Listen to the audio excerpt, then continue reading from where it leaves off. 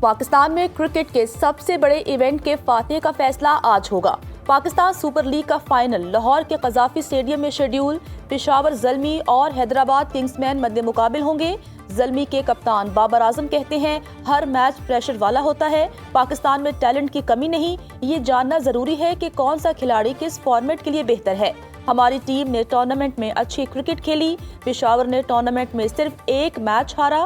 رواں season debut کرنے والے حیدرآباد کی ٹیم سنسنی خیز ایلیمینیٹر میچ کے بعد فائنل میں پہنچی۔ دونوں ٹیموں کے مداح بھی پرجوش، اپنی اپنی ٹیم کی جیت کی امیدیں لگا لی۔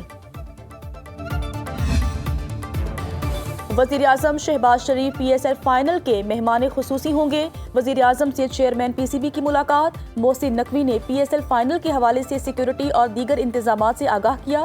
شہباز شریف کی کھلاڑیوں، شائقین اور دیگر شہریوں کے لیے بہترین انتظامات کرنے کی ہدایت۔ محسن نقوی نے وزیراعظم کو ملک میں سیکیورٹی صورتحال اور امن و امان کے اقدامات بارے بتایا۔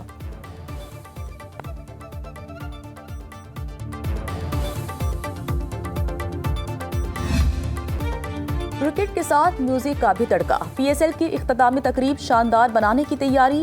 گلوکار عاطف اسلم، علی عصمت، عارف لوہار اپنی آواز کا جادو جگائیں گے۔ آئمہ بیگ اور صابری سسٹرز بھی اختتامی تقریب میں پرفارم کریں گی۔ Chairman P C B Mohsin Naqvi کی زیر صدارت اجلاس۔ میچ سے قبل اختتامی تقریب کو حتمی شکل دی گئی۔ آتش بازی کا شاندار مظاہرہ بھی کیا جائے گا۔ محسن نقوی کی شائقین کرکٹ کو شام 6 بجے تک اسٹیڈیم پہنچنے کی ہدایت۔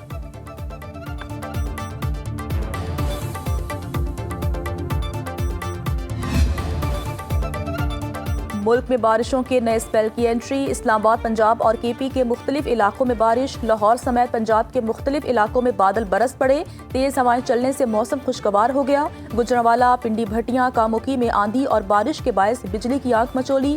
سمندری میں بھی بجلی کی سپلائی معطل۔ این ڈی ایم اے نے ملک کے بیشتر حصے میں آئندہ 12 سے 24 گھنٹوں کے دوران مزید بارشوں کا الرٹ جاری کر دیا۔ گلگت، دیامر، استور، سوات، وادی نیلم اور گرد و نواح میں سیلابی صورتحال کا خطرہ۔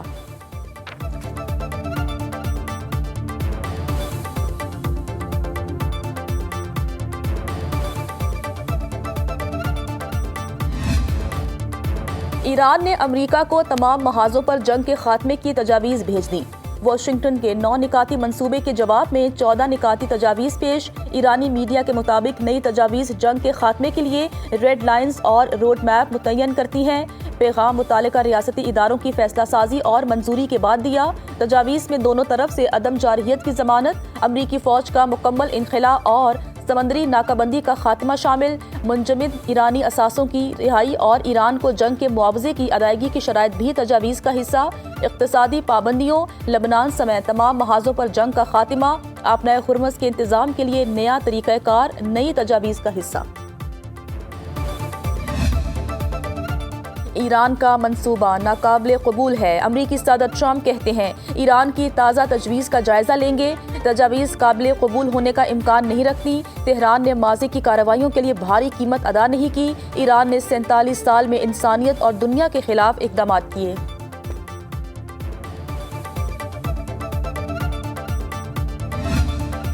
ایرانی فوج پہلے سے زیادہ مضبوط ہے، کسی بھی جارحیت کا ڈٹ کر مقابلہ کریں گے۔ ایرانی آرمی چیف میجر جنرل امیر حاتمی نے کہا کہ ایرانی فوج ملکی خود مختاری اور سرحدوں کی حفاظت کے لیے مکمل تیار ہے۔ پاسداران انقلاب کا کہنا تھا امریکہ نے دوبارہ جارحیت کی تو جواب فوری اور دردناک ہوگا۔ زمینی حملے کی صورت میں ایرانی افواج دشمن کے فوجیوں کی بڑی تعداد کو قیدی بنانے کے لیے مکمل تیار ہیں۔ اسپیکر باقر کالیباف نے کہا آبنائے ہرمز کے کنٹرول سے کسی صورت پیچھے نہیں ہٹیں گے۔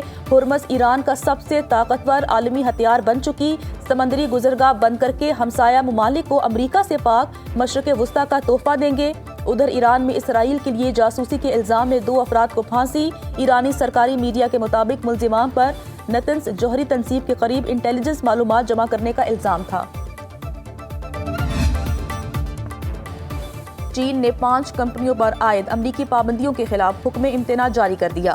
چینی وزارت تجارت نے کہا کہ امریکہ کی غیر قانونی پابندیاں قبول نہیں۔ امریکی اقدام دوسرے ممالک کے معاملات میں مداخلت ہے، اپنے تجارتی اداروں کے حقوق اور مفادات کے تحفظ کے لیے ہر حد تک جائیں گے۔ سرکاری میڈیا کے مطابق چین نے متاثرہ کمپنیوں کو تحفظ فراہم کرنے کے لیے ہنگامی اقدامات بھی شروع کر دیے۔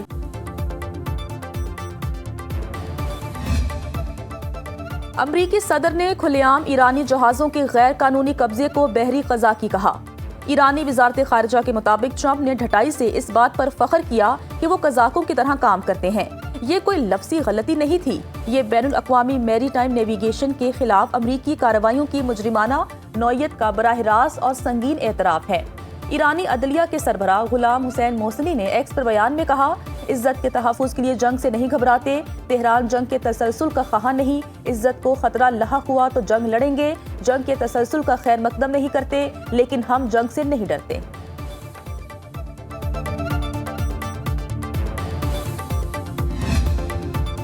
آبنائے ہرمز پر امریکی ناکابندی کے باوجود ایرانی آئل ٹینکر مشرق بیت پہنچ گیا۔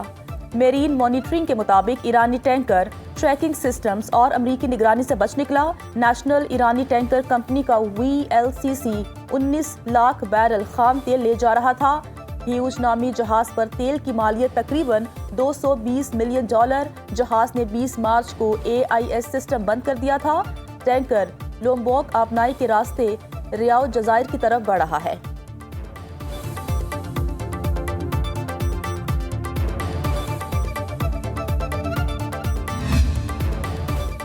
امریکہ کے 61% عوام نے ایران پر جارحیت کو غلطی قرار دے دیا۔ واشنگٹن پوسٹ کے سروے کے مطابق 90% ڈیموکریٹس اور 71% آزاد افراد نے جنگ کی مخالفت کی۔ ریپبلکن پارٹی کے 19% افراد نے بھی جنگ کو غلطی قرار دیا۔ 48% لوگوں کا امریکہ سے ایران کے ساتھ امن معاہدہ کرنے کا مطالبہ۔ 46% نے کہا کہ امریکہ کو ایران کے ساتھ اچھی ڈیل کے لیے دباؤ بڑھانا چاہیے۔ صدر ٹرمپ کی ایران کے خلاف جنگ کی مقبولیت دیگر امریکی جنگوں کے مقابلے میں کم ترین سطح پر ہے۔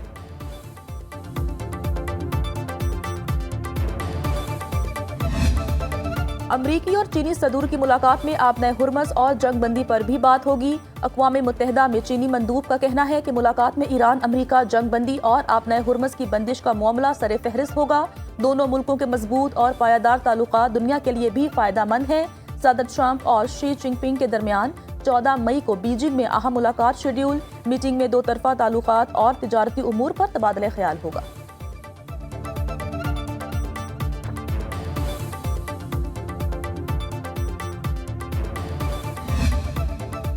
مارکہ حق میں کامیابی سے پاکستان دنیا میں امن کا علم بردار بن کر ابھرا۔ وفاقی وزیر اطلاعات عطا تارڑ کا مارکہ حق کی تقریب سے خطاب۔ کہا، بیانیے کی جنگ میں عوام نے دنیا کو بتا دیا کہ پاکستان امن کا خواہاں ہے۔ بھارت دہشت گردی کو فروغ دیتا ہے، پاکستان دہشت گردی کا مقابلہ کر رہا ہے۔ دہشت گردی میں ملوث کلبھوشن کو رنگے ہاتھوں پکڑا۔ آپریشن بنیانو مرصوص کے بعد بھارتی کمانڈرز اپنے ہی میڈیا کا سامنا نہیں کر سکے۔ پاکستان نے پہلگام واقعے کے لیے شواہد مانگے تو بھارت کے پاس خاموشی کے سوا کچھ نہ تھا۔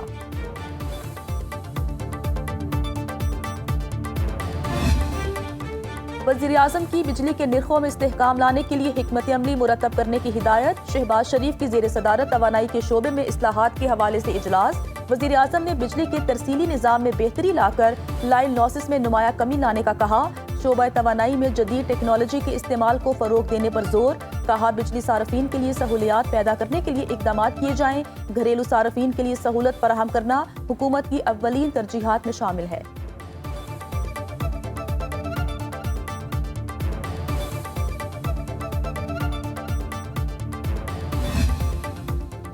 ریڈ لائن BRT صرف ایک منصوبہ نہیں، کراچی کے مستقبل کی شہرک ہے۔ سینئر وزیر سندھ شرجیل میمن نے کہا، کوشش ہے زیر تعمیر حصوں کو مرحلہ وار بحال کر کے ٹریفک کے لیے کھولا جائے۔ ریڈ لائن BRT کا مقصد شہریوں کو جدید، ماحول دوست اور معیاری سفری سہولیات فراہم کرنا ہے۔ پروجیکٹ شروع ہونے کے 2 سے 3 ماہ کے اندر شہریوں کو واضح بہتری محسوس ہوگی۔ ٹریفک کی روانی بہتر بنانے کے لیے متعلقہ اداروں کو واضح ہدایات جاری کر دی ہیں۔ حکومت سندھ نے تمام معاملات کا تفصیلی جائزہ لے کر مؤثر فیصلے کیے۔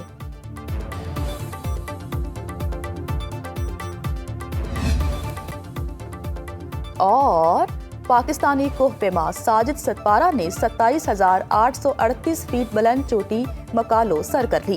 ساجد ستپارہ نے امریکہ، اٹلی، اسپین، جرمنی، کینیڈا اور فرانس سمیت دیگر ممالک کے کوہ پیماؤں کے ہمراہ چوٹی کو سر کیا۔ 25 سالہ ساجد اس سے قبل دنیا کی 9 بلند ترین چوٹیاں سر کر چکے ہیں۔